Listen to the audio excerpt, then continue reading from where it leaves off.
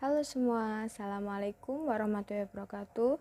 Perkenalkan, nama saya Arti Asmaul Husna. Kali ini kita akan belajar tentang pembahasan soal, di mana nanti soalnya ini akan kita buat menjadi jurnal umum, buku besar, neraca saldo, jurnal penyesuaian, kertas kerja, laporan laba rugi, laporan perubahan ekuitas atau perubahan modal, dan neraca. Ini adalah soalnya. Jadi di sini kita akan membahas tentang transaksi dalam bulan Maret di tahun 2019 di dealernya Tuan Iqbal. Ini transaksinya kita mulai dari awal bulan.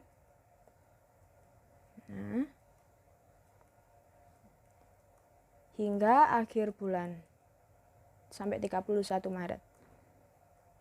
Nah, kita buat yang pertama jurnal umumnya.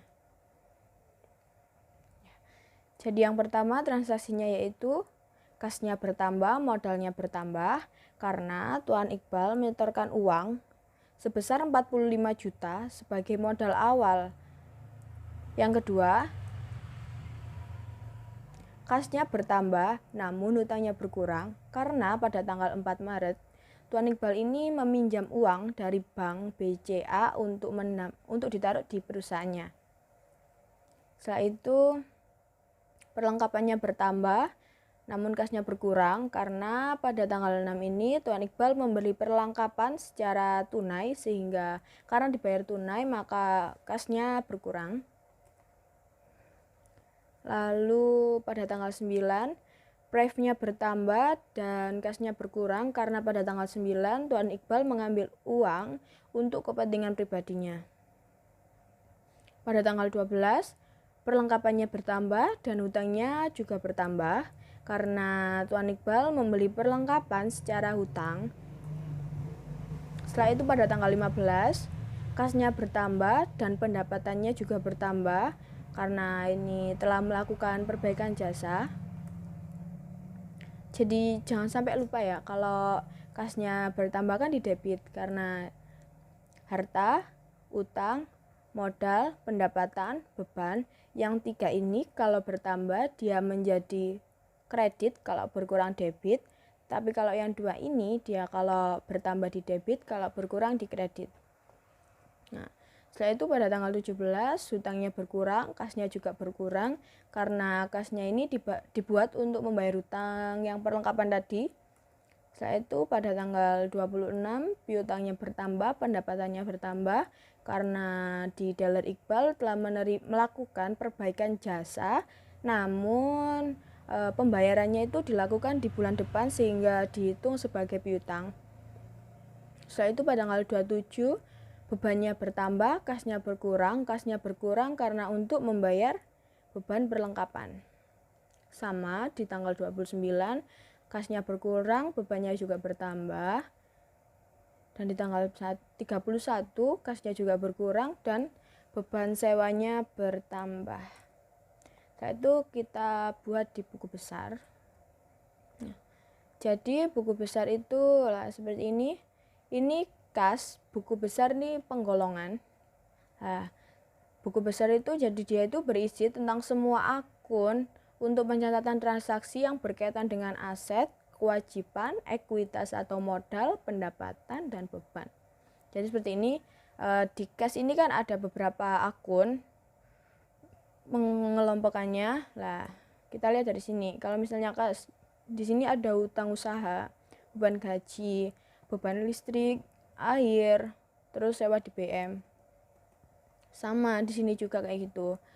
Pokoknya intinya kalau di buku besar itu kita kelompokkan masing-masing akunnya.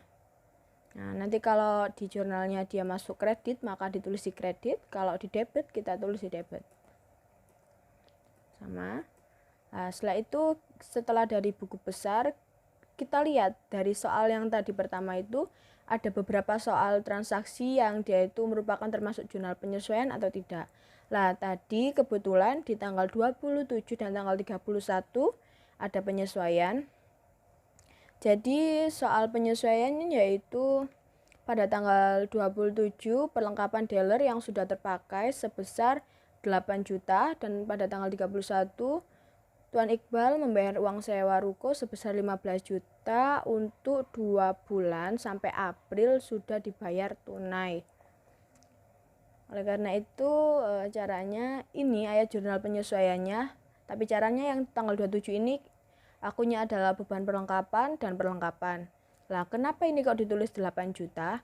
Karena di soal tadi sudah diketahui yang terpakai, maka ditulis peralatan yang terpakai. Kalau semisal di soal dituliskan peralatan yang tersisa, maka kita harus melakukan pengurangan dulu antara dengan yang tersisa tadi dari jurnal dengan yang tersisa sehingga menghasilkan peralatan yang terpakai. Setelah itu pada tanggal 31, 15 jutanya tadi itu kan dibuat untuk 2 bulan, bulan Maret sama April. Oleh karena itu kita harus menghitung dulu. Jadi 15 juta dibagi 2 karena 2 bulan, dia hasilnya 7.500.000. Jadi Tuan Iqbal ini tuh membayar uang sewa sebesar 7.500.000 per bulan.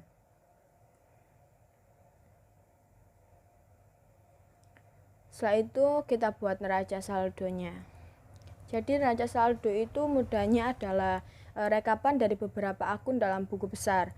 Jadi kalau dari buku besar tadi kan ada beberapa penggolongan akun.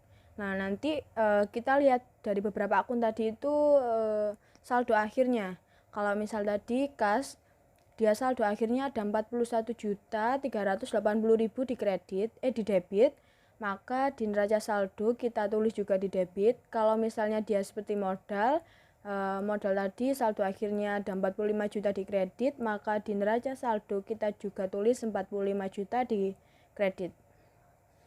Setelah dari neraca saldo, maka kita akan buat neraca lajur.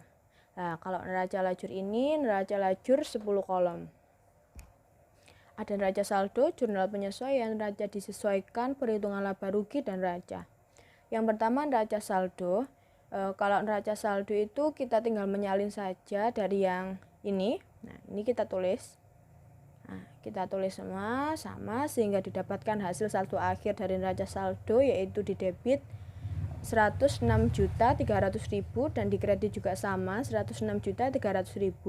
Jadi kalau misal di dalam akuntansi, perhitungan akuntansi kita harus selalu menyeimbangkan. Jadi antara debit dan kredit itu pasti nanti hasilnya imbang sama. Kalau misalnya benar, kalau kurang benar mungkin ada beberapa akun yang kita salah penulisan nominalnya.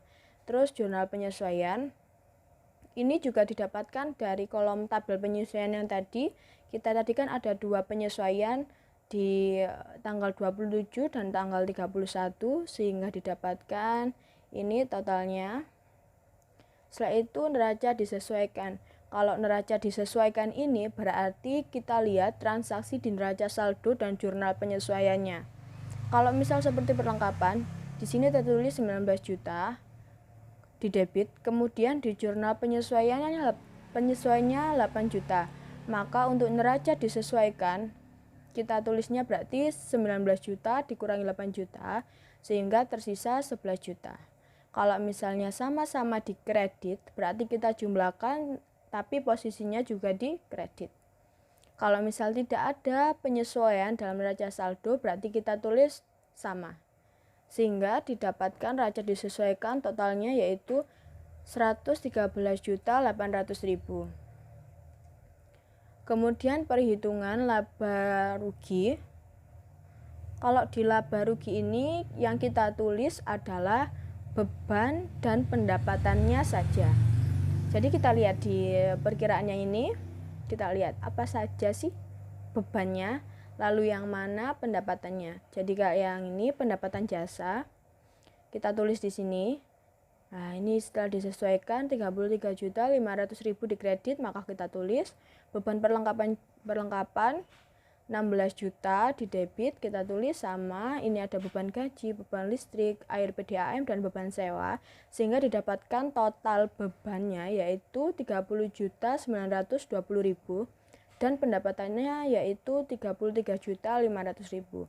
Dari perhitungan dari kolom perhitungan laba rugi ini kita bisa mengetahui apakah dealer Iqbal ini tuh mengalami kerugian atau mengalami laba. Jadi ciri-cirinya itu kalau misalnya dealer Iqbalnya ini itu mengalami rugi, maka bebannya akan lebih besar dari pendapatan. Kalau misalnya dia untung, berarti pendapatannya otomatis lebih besar dari bebannya. Nah, karena di sini si beban lebih besar daripada pendapatan, selisihnya yaitu 4.420.000, maka dipastikan dealer Iqbal mengalami kerugian sebesar 4.420.000. Setelah itu kita akan neracanya. Neracanya itu yang tidak ditulis di perhitungan laba rugi.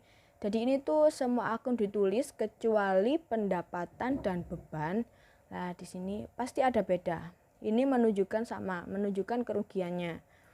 Ini mengalami kerugian sebesar 4.420.000 dan didapatkan saldo akhir dari neraca yaitu 80.300.000 di debit dan 80.300.000 di kredit. Setelah itu kita ke laporan laba ruginya. Nah, laporan laba rugi adalah laporan yang menunjukkan besarnya pendapatan dari penjualan perusahaan atau entitas dan besarnya beban yang ditanggung perusahaan. Nah, terdiri dari beban operasional seperti ini. Jadi pendapatan jasanya kalau kita membuat laporan laba rugi, terus kemudian perubahan ekuitas atau modal dan neraca, itu tumpuannya adalah di neraca lajur. Jadi kita lihat di neraca lajur. Ini pendapatan jasanya ada 33.500.000.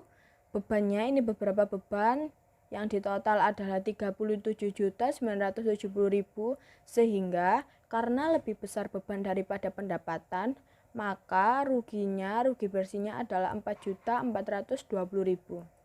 Setelah itu laporan perubahan ekuitas atau modal. Nah, laporan perubahan modal dapat diartikan sebagai laporan yang menunjukkan adanya perubahan modal dari modal awal menjadi modal akhir dalam satu periode akuntansi. Yang perlu diperhitungkan atau yang mempengaruhi dalam penyusunan laporan perubahan modal antara lain besarnya modal awal periode, pengambilan pribadi pemilik atau PRIV, sehingga mencapai laporan laba rugi. Jadi ini modalnya dealer Iqbal tadi, Tuan Iqbal adalah 45 juta. Nanti dikurangi kerugiannya dan PRIV yang sudah diambil untuk berlibur tadi, sehingga 45 juta diambil 9.420.000, sehingga modal perubahan modalnya adalah 35.580.000. Setelah itu yang terakhir adalah laporan neraca. Laporan neraca keuangan dalam suatu perusahaan itu berfungsi untuk menunjukkan besaran posisi keuangan. Nah, jadi di sini ada aktiva dan pasiva.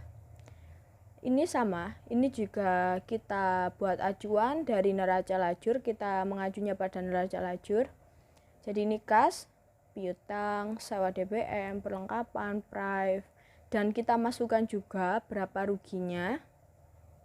Ini pasifanya utang usaha, utang bank yang dijumlahkan menjadi 35.300.000 dan ekuitas atau modal dari dealer Iqbal ini adalah 45 juta, sehingga didapatkan neraca akhirnya itu aktivanya 80.300.000 dan imbang antara pasifa dengan aktivanya. Semoga bermanfaat.